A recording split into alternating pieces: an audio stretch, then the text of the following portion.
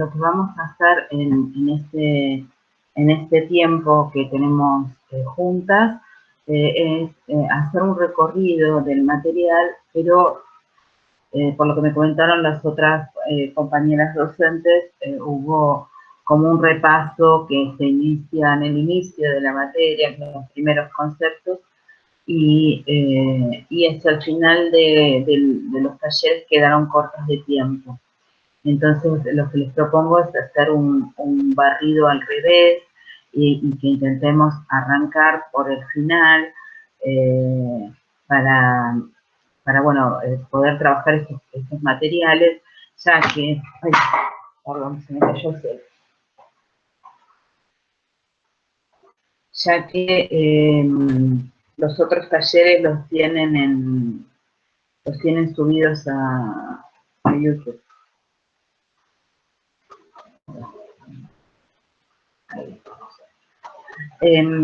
Así que sí, a no ser que tengan alguna pregunta muy particular que quieran que yo conteste ahora mientras estoy sumando a los compañeros, arranco con los últimos materiales de esta cursada.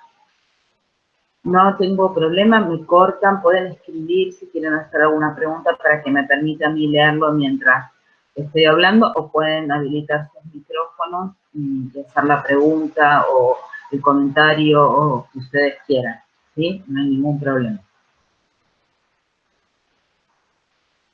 ¿Alguna pregunta ahora o arranco? Bueno. Ustedes vieron que el material de esta cursada está como dividido, obviamente, por la situación del parcial, en dos ejes.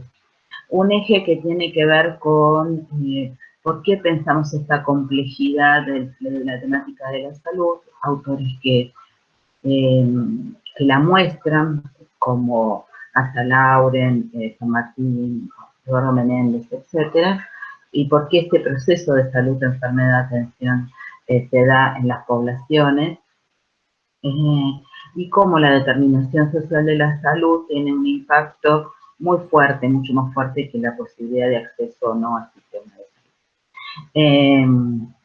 En la segunda parte de nuestro material, de nuestra cursada, estuvimos viendo cómo se organizan los sistemas de salud, cuál es el eje de la atención primaria de la salud, cómo pensamos una política pública que incluya la APS, y por eso vimos todos los procesos de descentralización en los sistemas locales de salud. Y por último vimos por qué las políticas públicas son políticas de derechos humanos. Hay algunas leyes que en Argentina se han venido dando para tratar de garantizar los derechos de los pacientes. Entonces, me gustaría empezar al revés. ¿Por qué pensamos que en salud pública tenemos que tener muy en claro cuál es la perspectiva de derechos? ¿Sí? Porque nosotros, como política pública, se debe garantizar los derechos de todas las personas. Nosotros habíamos visto que las políticas públicas a veces responden a criterios de selectividad estática, que es una forma de pensar los derechos humanos solo para una población, garantizar condiciones mínimas para población pobre o para determinada población focalizada, marginal, etc. Esta es una forma de mirar los derechos políticas sociales de forma compensatoria y transitoria. También tenemos la posibilidad de mirarlos desde el criterio de gobernabilidad. Este criterio lo que genera es exactamente lo mismo que el de selectividad, es decir, intentar garantizar al poder político alguna cierta gobernabilidad, evitar el conflicto y demás.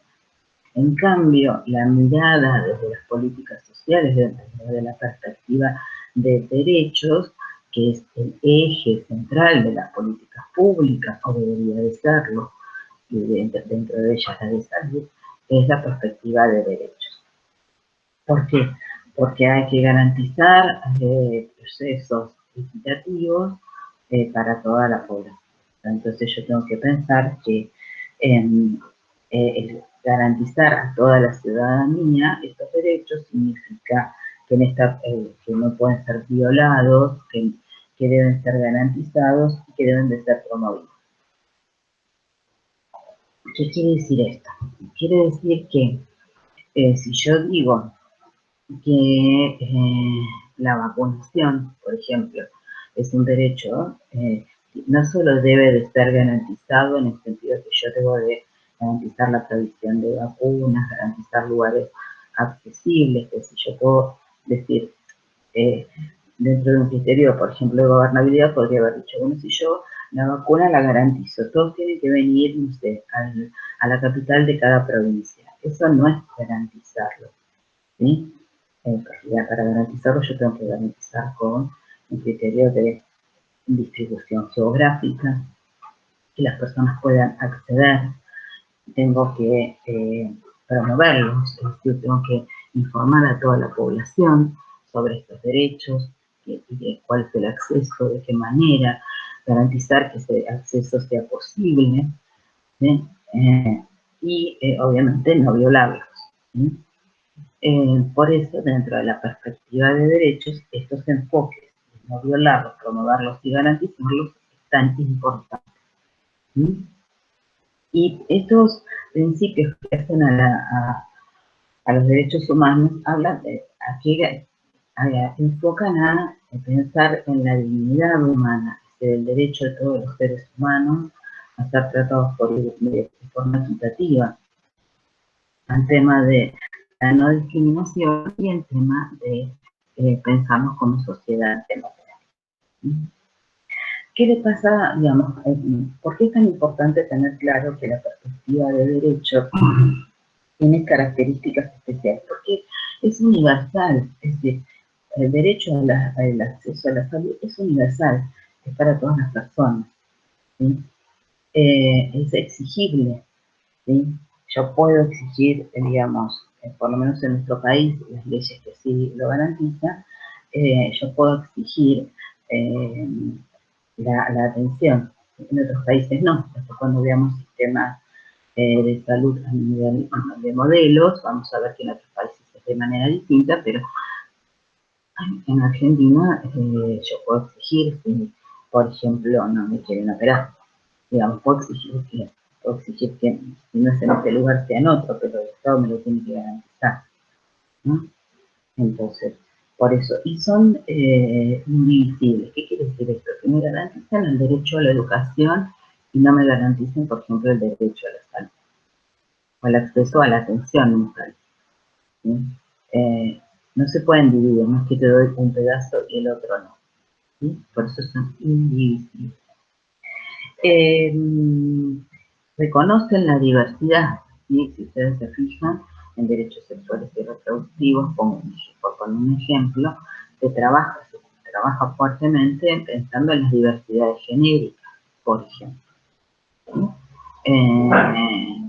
Y ¿por qué? Porque son derechos que van siendo progresivos. ¿Qué quiere decir progresivos? Que van, y ahora lo vamos a ver cómo se fueron gestando estos derechos, que se van ampliando, o se van diversificando, se van como lo que en un primer momento fue los derechos de primera generación, empiezan a crecer y a diversificar.